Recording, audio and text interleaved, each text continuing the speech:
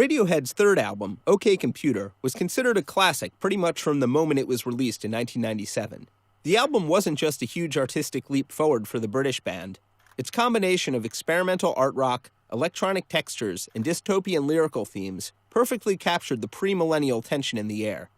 At the time, their American label, Capitol, thought the album was too weird to be a hit and downgraded its sales expectations from 2 million to 500,000. But OK Computer would blow those projections out of the water, selling millions. Today, it is considered by many to be among the greatest rock albums of all time. Not bad for a group that just a few years earlier had been pegged as a one-hit wonder.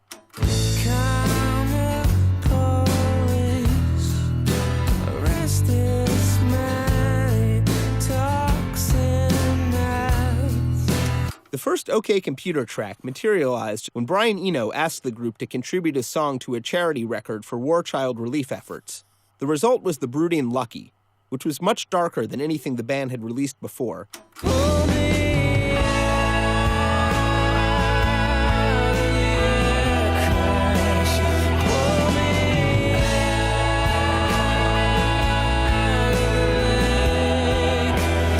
The band originally planned to produce their third album themselves, but Nigel Godrich would eventually become the George Martin to Radiohead's Beatles, an equal partner architect of the band's expanding musical universe. While on a U.S. tour opening for Alanis Morissette in 1996, Radiohead received an offer to write the closing credits theme for director Baz Luhrmann's radical remake of Romeo and Juliet. The band decamped to a mansion near Bath, England, owned by actor Jane Seymour. That's right, Dr. Quinn Medicine Woman herself, and recorded exit music for a film.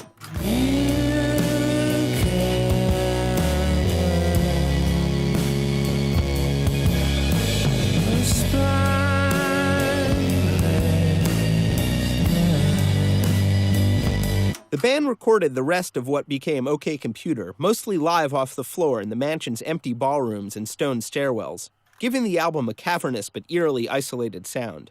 Where they once drew inspiration from indie favorites like the Smiths and the Pixies, OK Computer drew from a deep well of unlikely influences. The album's lead single, Paranoid Android, took the form of a multi-sectional 6-minute suite that resembled an alt-rock Bohemian Rhapsody.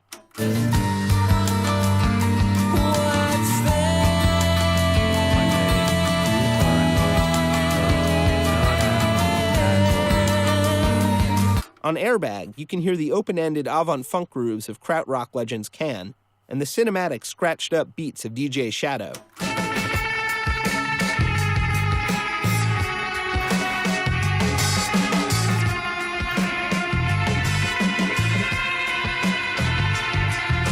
The electro-piano odysseys Subterranean Homesick Alien look to the psychedelic jazz of Miles Davis's Bitches Brew.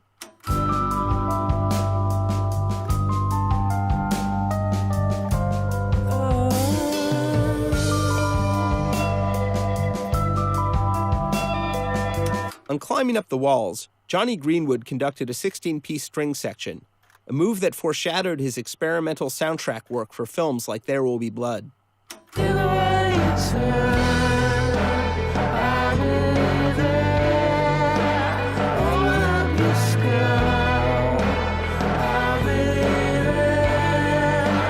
You can't talk about OK Computer without mentioning the album's creepy centerpiece track, Fitter Happier, a critique of consumerism and conformity delivered in a lifeless computerized voice. The spoken word interlude was created using Macintosh's simple text application, and it's a nightmarish vision of that inevitable moment in the near future when we'll all have to submit to our robot masters.